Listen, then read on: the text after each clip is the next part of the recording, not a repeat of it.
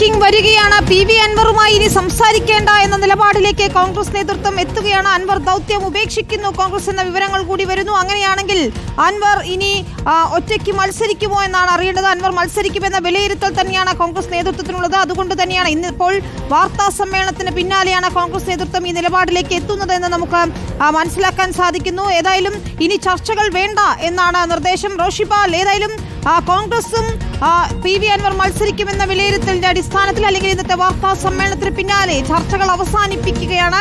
ഇനി ഞാൻ UDF-ലേക്ക് ഇല്ല, സതീശൻ നയിക്കുന്ന UDF-ലേക്ക് ഇല്ല എന്ന് അസന്നിഗ്ധമായി അൻവർ പ്രഖ്യാപിച്ചതിന് പിന്നാലെ കടുത്ത തീരുമാനത്തിലേക്ക് കോൺഗ്രസും എത്തുന്നു.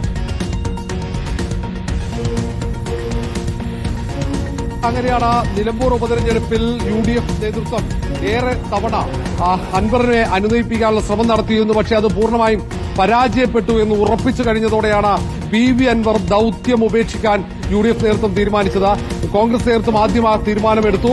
പിന്നാലെ തന്നെ UDF ചെയർമാൻ കൂടിയായ പ്രതിപക്ഷ നേതാവ് വി.ഡി. സതീശൻ UDF നേതൃത്വത്തെ അനുരഞ്ജന നീക്കത്തിന് ചുക്കാൻ പിടിച്ച P.K. കുഞ്ഞാലിക്കുട്ടി അടക്കമുള്ള നേതാക്കളെ, രമേശ് ചെന്നിത്തല അടക്കമുള്ള നേതാക്കളെ അറിയിച്ചു. അടൂർ പ്രകാശ് ഉൾപ്പെടെ എല്ലാ നേതാക്കളെയും ഇനി ദൌത്യം വേണ്ട, ഇനി പി.വി. അൻവറിനെ UDF-ലേക്ക് ചേർക്കേണ്ടതില്ല, പി.വി. അൻവർ തെരഞ്ഞെടുപ്പിൽ സ്ഥാനാർത്ഥിയായി മത്സരിക്കുമെന്ന് ഉറപ്പായി കഴിഞ്ഞു. ആ സാഹചര്യത്തിൽ കൂടിയാണ് ഇപ്പോൾ ദൌത്യം ഉപേക്ഷിക്കാൻ UDF നേതൃത്വം തീരുമാനിച്ചിരിക്കുന്നത്.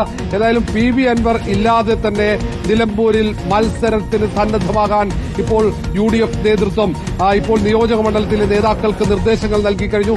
ഇനി ചർച്ചകളില്ല.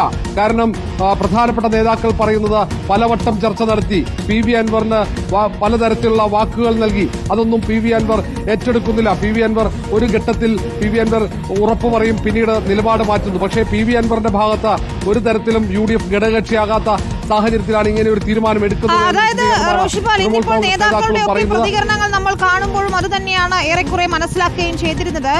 വി.ഡി. സതീശൻ പ്രതിപക്ഷ നേതാവ് കർക്കശത്തോടെ നിൽക്കുമ്പോൾ തന്നെ ഒരു വിഭാഗം നേതാക്കൾ അൻവറുമായി നിരന്തരം ഫോണിൽ സംസാരിക്കുകയും അനൌദ്യോഗികമായി ചർച്ചകൾ നടത്തുകയും ഒക്കെ ചെയ്തിരുന്നു.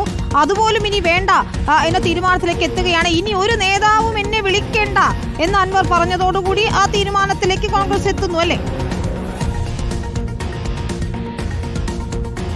അഭിനീത, ഇനി UDF-ൽ നിന്നും ഒരു നേതാവ് പോലും വിളിക്കേണ്ടെന്ന് പി.വി. അൻവർ പറഞ്ഞതോടെ പിന്നെ UDF നേതാക്കൾ ഇനി ദൌത്യം ഉപേക്ഷിക്കണമെന്ന അഭിപ്രായം ഉയരുകയായിരുന്നു. അങ്ങനെയാണ് ആ തീരുമാനത്തിലേക്ക് ഇപ്പോൾ കോൺഗ്രസ് നേതൃത്വവും UDF നേതൃത്വവും എത്തുന്നത്. നേരത്തെ പലതരത്തിലുള്ള അനുരഞ്ജന നീക്കങ്ങൾ, ഇന്ന് വാർത്താ സമ്മേളനത്തിന് ശേഷവും പലതരത്തിൽ അനുരഞ്ജന നീക്കങ്ങൾ നടന്നിരുന്നു. പ്രത്യേകിച്ച് തെരഞ്ഞെടുപ്പിൽ നാമനിർദ്ദേശ പത്രിക പി.വി. അൻവർ നൽകിയാൽ പോലും നാമനിർദ്ദേശ പത്രിക പിൻവലിക്കേണ്ട ദിവസം വരെ ചർച്ചകൾ കൊണ്ടുപോകാൻ അവസരമുണ്ടല്ലോ എന്ന വിലയിരുത്തലായിരുന്നു. പക്ഷേ എല്ലാ പ്രതീക്ഷകളും നഷ്ടമായ ഒരു സാഹചര്യത്തിൽ കൂടിയാണ് UDF ഇങ്ങനെ ഒരു കടുത്ത തീരുമാനമെടുക്കുന്നത്. ഇനി പി.വി. അൻവറുമായി ഒരു ചർച്ചയുമില്ല, പി.വി. അൻവർ മത്സരിക്കട്ടെ, അപ്പോൾ നേരിടാം എന്ന ഒരു തീരുമാനത്തിലേക്ക് UDF നേതൃത്വം എത്തുന്നുവെന്നാണ് ഏറ്റവും പ്രധാനപ്പെട്ട കാര്യം. നിലമ്പൂരിൽ ഒരു ത്രികോണ മത്സരത്തിന് അരങ്ങൊരുങ്ങുന്നു എന്ന സൂചന കൂടിയുണ്ട്.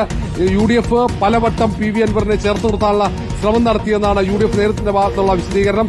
പക്ഷേ അൻവർ വഴങ്ങുന്നില്ല. എന്നാൽ പി.വി. അൻവറിന്റെ ഭാഗത്ത് വരുന്ന വിശദീകരണം UDF ഘടകകക്ഷിയായി എന്തുകൊണ്ട് പരിഗണിക്കുന്നില്ല എന്ന ചോദ്യമാണ്. പലവട്ടം ആവശ്യപ്പെട്ടും ഘടകകക്ഷിയാക്കുന്നില്ല. അസോസിയേറ്റ് അംഗമെന്ന നിലയിൽ UDF-ന്റെ ഭാഗമാകാൻ താല്പര്യമില്ല എന്ന് നേരത്തെ തന്നെ അറിയിച്ചതാണ് എന്ന് പി.വി. അൻവറും പറയുന്നു. ഏതായാലും ഇനി പി.വി. അൻവറിന്റെ തീരുമാനമാണ്. പി.വി. അൻവർ ഇനി എന്ത് തീരുമാനമെടുക്കുന്നു? മത്സരത്തിലേക്ക് പോവുകയാണെങ്കിൽ അത് ത്രികോണ മത്സരത്തിലേക്ക് വഴിവെക്കുമെന്നാണ് നമുക്ക് മനസ്സിലാക്കുന്നത്. ആര്യാടൻ ഷൗക്കത്ത്, M. സ്വരാജ് ഒപ്പം പി.വി. അൻവർ എന്ന നിലയിൽ മത്സര ചിത്രം തെളിയുകയാണെന്ന് നമുക്ക് അല്പസമയത്തിനകം അറിയാൻ കഴിയും.